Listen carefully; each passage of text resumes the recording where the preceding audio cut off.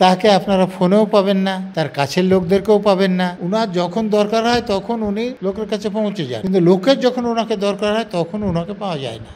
তো তারা কি করে অ্যাপয়েন্টমেন্ট নেবেন? অ্যাপয়েন্টমেন্ট দিলে মুখ্যমন্ত্রী তো নাচও করেন, শুধু গান গাবে কেন? এবং যেসব গান শিল্পীরা যদি শোনেন তাহলে তারা লজ্জা পেয়ে যাবেন, কেউ অজ্ঞানও হয়ে যাবে। আমাদের রাজ্যের যিনি মুখ্যমন্ত্রী, স্বাস্থ্যমন্ত্রী, পুলিশ মন্ত্রী, তিনি অন্যায়ভাবে লোকদের উপর আক্রমণ করবেন না, এরকম কোনো কথা কি আপনাদেরকে দিয়ে রেখেছে? স্যার, আমরা একেবারেই যেমনটা দেখতে পাচ্ছি, আরজি কর থেকে শুরু করে 26,000 প্যানেল বাতিল, একের পর এক দুর্নীতি, সিনিয়র থেকে জুনিয়র ডাক্তার পর্যন্ত একের পর এক বদলি করা হচ্ছে। অন্যদিকে আজকে 6 জন প্রতিনিধি দল মুখ্যমন্ত্রীর সাথে দেখা করতে গেলেন, তাদের একেবারে পুলিশ আটক করে থানায় নিয়ে যেয়ে জিজ্ঞাসাবাদ করার জন্য। কি বলবে রাজ্যের এই অবস্থা? পুলিশ কি করবে? পুলিশ তো চাকরি করে, কার অধীনে চাকরি করে? পুলিশ মন্ত্রী। পুলিশ মন্ত্রীটা কে? মমতা ব্যানার্জি। তো মমতা ব্যানার্জির বাড়িতে যাদের চাকরি গিয়েছে তারা দেখা করতে চাইছে। তো মমতা ব্যানার্জি যা ভাওতা দেওয়া তো দিয়েছেন। সুপ্রিম কোর্টের রায়ের পর যাদের চাকরি গিয়েছে, মানে অবৈধভাবে চাকরি পাওয়ার জন্য চিহ্নিত হয়ে, তাদের জন্য তার কিছু করার ছিল না, কিন্তু সেখানে কথা দিয়ে দিয়েছেন যে তিনি তাদের জন্যও ব্যবস্থা করবেন, যাতে করে তারা টাকাটা ফেরত চাইতে না শুরু করেন যে এইসব ঘুষ নিয়েছেন। তো এইসব যাদের চাকরি গিয়েছে তাদের দেখা করে উনি কি কথা বলবেন? ওনার তো বলার কিছু নেই। সেই জন্য পুলিশকে বলেছেন যাতে তাদেরকে আসতে না দেয়। পুলিশ তাই করেছে। এবং দুর্নীতি এখানে মমতা ব্যানার্জির যে কোনো বিভাগের যে কোনো নিয়োগ বা কাজকর্ম নিয়ে আপনি যান, সেখানে দুর্নীতি দেখবেন। দুর্নীতি বাদ দিয়ে মমতা ব্যানার্জির কিছু আছে বলে আমার জানা নেই। কিন্তু মুখ্যমন্ত্রী একেবারে প্রথম থেকে বলেছিলেন যে যখন থেকে প্যানেলটা বাতিল হয়েছিল তখন থেকে মুখ্যমন্ত্রী বলেছিলেন যে এই রায় মানি না। নেতাজি ইন্ডোরে দাঁড়িয়েও একই কথা বলেছিলেন। অন্যদিকে একদম শেষে তিনি প্রেস মিট করে বলছেন যে পরীক্ষায় বসতেই হবে। দেখুন, উনি তখন বলেছিলেন, আপনার কুন্তল ঘোষের কথা মনে আছে, যে যা কালেকশন হয় তার 10% রেখে 90% পাঠিয়ে দিই। তো 90% যাদের কাছে এসেছে, যাদের কাছে টাকা দিয়ে এরা চাকরি পেয়েছে, তাদের যদি গাছে বেঁধে মারধর শুরু করে তাহলে 90% যাদের কাছে গিয়েছে তাদের উপরে তো চাপ পড়বে। তাহলে এই চাপটা যাতে না পড়ে তার জন্য তাদেরকে সন্তুষ্ট রাখার জন্য তিনি তখন বলেছিলেন যে কারো চাকরি যাবে না এবং তিনি সকলের ব্যবস্থা করবেন। তো অনেক দিন চলে যাচ্ছে, সকলের রাগটা কমে যাচ্ছে, তো তিনি সেই সুযোগটা নিয়েছেন। না হলে সুপ্রিম কোর্ট যে রায় দিয়েছিল তারপর অন্ততপক্ষে যারা চিহ্নিত অবৈধভাবে চাকরি পাওয়ার জন্য, তাদের জন্য ওনার কিছু করার ছিল না, কিন্তু উনি করার কথা বলেছিলেন যে তারা যাতে এখনই অসন্তুষ্ট না হয়ে যায়। মুখ্যমন্ত্রী একেবারে স্পষ্টত জানিয়ে দিয়েছিলেন যে গ্রুপ সি এবং গ্রুপ ডিদের ভাতা দেওয়া হবে। পরেক্ষণই মুখ্যমন্ত্রী আবার প্রেস মিট করে জানান যে গ্রুপ সি এবং গ্রুপ ডিদের অন্য বিভাগে তিনি চাকরি পাওয়ার ব্যবস্থা করে দেবেন। আমি তো বলছি যে যাদের কাছ থেকে টাকা নিয়ে চাকরি দিয়েছেন তাদের চাকরিটা গেলে তারা টাকাটা ফেরত চাইবেন কি না, চাইলে তার উপরে চাপ পড়বে কি না। তো তিনি তো সেইটা যাতে না পড়ে তার জন্য কাজ করছেন। চূড়ান্ত পর্যায়ে গিয়ে কী হবে সেটা আপনারা দেখুন, কিন্তু উনি সবসময় চেষ্টা করে যাচ্ছেন যে যারা টাকা দিয়ে চাকরি পেয়েছেন তারা যাতে এখনও টাকা ফেরত চাইতে না শুরু করে। 31শে মের মধ্যে নতুন বিজ্ঞপ্তি দিতে হবে পরীক্ষার।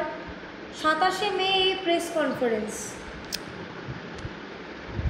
এই যে বিজ্ঞপ্তি দিতে হবে, এটা 17 তারিখ যখন দ্বিতীয়বার এর উপরে সুপ্রিম কোর্টে অর্ডার হয়েছে তখন থেকেই জানা ছিল, এবং অর্ডারে আমার যতটা মনে পড়ছে বলা আছে যদি 31 তারিখের মধ্যে বিজ্ঞাপন না বের হয় তাহলে এই যে এপ্রিল 3-এর পর আবার মাস্টারমশাইয়ের বেতন দিচ্ছে সেই বেতন ফেরত নিতে হবে, এবং এই যে 17 তারিখের যে অর্ডার সেটা বাতিল হয়ে যাবে। অতএব ডিসেম্বর পর্যন্ত তাদেরকে যে কাজ করানোর যে অর্ডার সেটাও আর থাকবে না। তো সেই জন্যে বিজ্ঞাপন তো দিতেই হবে। এটা যাদের চাকরি গিয়েছেন তারা কেন যে বোঝেননি, প্রথম দিকে মুখ্যমন্ত্রীর কথাতে তারা বিভ্রান্ত হয়েছিলেন, আমার পক্ষে বোঝা সম্ভব নয়। তারা তো এখনো বলছেন যে সরকারের উপর আস্থা আছে। আস্থা আছে, তাহলে সরকার কি করছে দেখাবেন, যে আস্থা রাখার ফল কী হয় তারা বুঝবেন। যখন পরীক্ষা দিতে বাধ্য হবেন, যদি পরীক্ষা না দেন তাহলেও চাকরি পাবেন না, আর পরীক্ষা দেওয়ার পর যদি নির্বাচিত না হতে পারেন তাহলেও চাকরি পাবেন না, আস্থার ফল তখন ভুগবেন। কিন্তু এই যে 6 জন প্রতিনিধি দল আজকে সকাল 9টায় যান তার সাথে সাক্ষাৎ করতে, পুলিশ সোজা ভ্যানে তুলে নিয়ে আসে কালীঘাট থানায় জিজ্ঞাসাবাদের জন্য, কেন তারা সময় নিয়ে আসেননি? পুলিশের লোকদের তো আপনারা জিজ্ঞেস করতে পারবেন না যে ওনার কাছে সময় চেয়ে আপনারা একটা কি সময় করে দেবেন, সেটা পুলিশের লোকেরা পারবেন না। আর তাকে আপনারা ফোনেও পাবেন না, তার কাছের লোকদেরকেও পাবেন না। ওনার যখন দরকার হয় তখন উনি লোকের কাছে পৌঁছে যান, কিন্তু লোকের যখন ওনাকে দরকার হয় তখন ওনাকে পাওয়া যায় না। তো তারা কি করে অ্যাপয়েন্টমেন্ট নেবেন? অ্যাপয়েন্টমেন্ট দিলে তো। কিন্তু এদের যেহেতু চাকরিটা চলে যাচ্ছে, এদের প্রচণ্ড চাপ আছে, সেই জন্যে তারা ওই যে ডুবন্ত মানুষ যেমন খড়কুটো ধরেও বাঁচতে চায়, তো তারা সেরকম মুখ্যমন্ত্রীর সঙ্গে দেখা করে বাঁচতে চাইছিলেন, কিন্তু মুখ্যমন্ত্রী তাদের সে বাঁচার সুযোগ দেবেন বলে আমার মনে হয় না। এর আগেও আমরা কালীঘাট অভিযান দেখেছিলাম, সেখানেও পুলিশের লাঠিচার্জ পর্যন্ত দেখে নিয়েছিলাম। কালীঘাট অভিযান করতে এই 5-6 জন মহিলা সমেত যারা গিয়েছেন তারা গিয়েছেন বলে মনে হয়। তারা খুব শান্তিপূর্ণভাবে মুখ্যমন্ত্রীর সঙ্গে দেখা করে কোনো অনুরোধ করলে যদি লাভ হয় তার জন্য গিয়েছিলেন, কিন্তু মুখ্যমন্ত্রী তাদেরকে বলার মতো কোনো কথা নেই, মুখও নেই, সেই জন্যে তিনি কথা বলতে চাননি। পুলিশকে বলেছেন, পুলিশরা তুলে নিয়ে চলে গিয়েছে।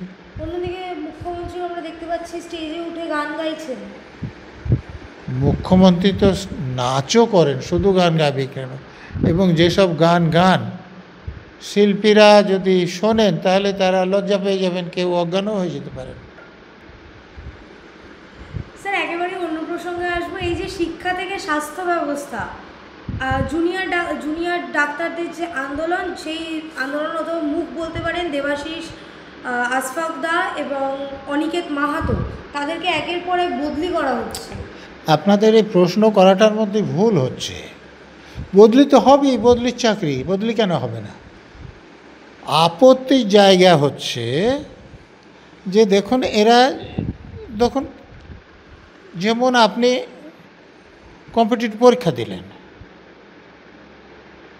ধরুন নেট দিলেন, তো তারপর কোন মেডিকেল কলেজে যাবেন তার জন্য কাউন্সেলিং হয়।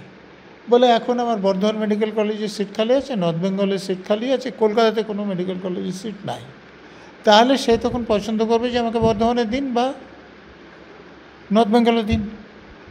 তো সেই রকম এই যে এদের যে প্রশিক্ষণ তারা নিচ্ছিলেন, সেইটার পরে তাদের একটা কাউন্সেলিং হয়েছিল যে সবথেকে ভালো যার রেজাল্ট আছে সে প্রথমে আসলেন, যেখানে যেখানে ভ্যাকেন্সি আছে বললেন তাহলে আমাকে একে দেন, এখানে দিয়ে দেওয়া হবে।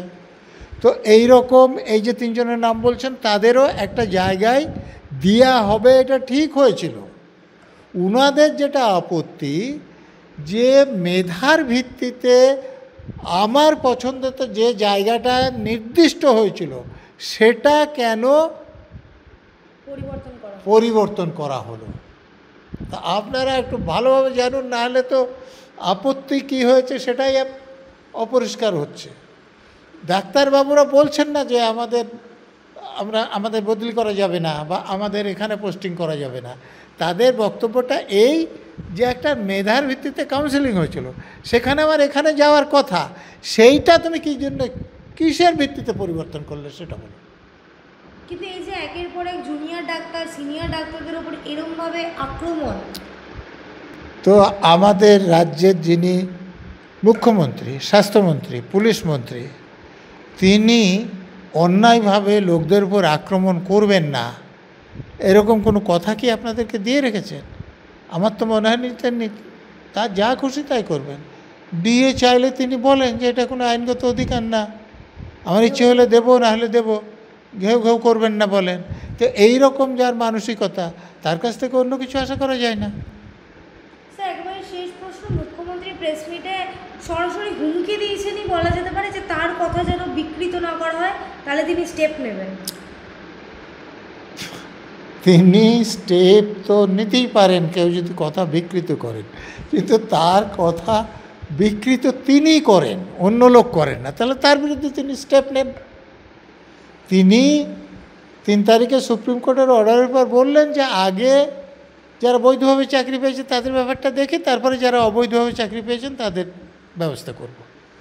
তো সুপ্রিম কোর্ট অর্ডার পর ওনার ব্যবস্থা করার কোনো ক্ষমতা আছে কি? সুপ্রিম কোর্ট বলে দিয়েছে তাদের সুদ সমেত বেতন ফেরত দিতে হবে এবং তারপরে নতুন নিয়োগ প্রকল্পে অংশ নিতে পারবেন না। তার বিরুদ্ধে গেলে তো ওনার বিরুদ্ধে কন্টেম্প্ট অফ কোর্ট হবে, সাজা হয়ে যেতে পারে। বেতন ফেরত নেওয়া হয়নি এখন। কী করে নেবেন? এদের কাছে তো টাকা নিয়েছেন, বেতন ফেরত চাইলে তো তারা বলবে যে তাহলে আপনাকে টাকাটা দেন, আমরা ওই টাকা দিয়ে বেতন ফেরত দেবো। তো সেই জন্য অসুবিধা, চাইতে পারছেন না। ওই জায়গাতে তো লজ্জাবোধ আছে যে এতগুলো টাকা নিয়েছি, এত লাখ টাকা নিয়েছি, টাকা নিয়ে চাকরি দিয়েছে, এখন বেতন ফেরত দিতে বলছি। সুপ্রিম কোর্ট অর্ডার দিয়েছে যে কিছু, উনি অন্য কিছু বলতে পারছেন না, কিন্তু উনি তো টাকা তো নিয়েছেন উনি ওনার লোকদের মাধ্যমে। সিলেকশন প্রসেস হবে সেটাই যে দুর্নীতি হবে না এরকম গ্যারান্টি আছে? দুর্নীতি হওয়ার সম্ভাবনা সবথেকে বেশি, কারণ তখনও তিনি মুখ্যমন্ত্রী ছিলেন, এখনও তিনিই মুখ্যমন্ত্রী আছেন। কারা নিয়োগ করবে তিনিই নির্বাচন করেছিলেন তখন, এখনও করবেন। এবং এটা হওয়ার সম্ভাবনা যে যারা টাকা দিয়েছেন তাদের চাকরিটা থাকবে, যারা টাকা দেননি তাদের চাকরি সকলে থাকবে না।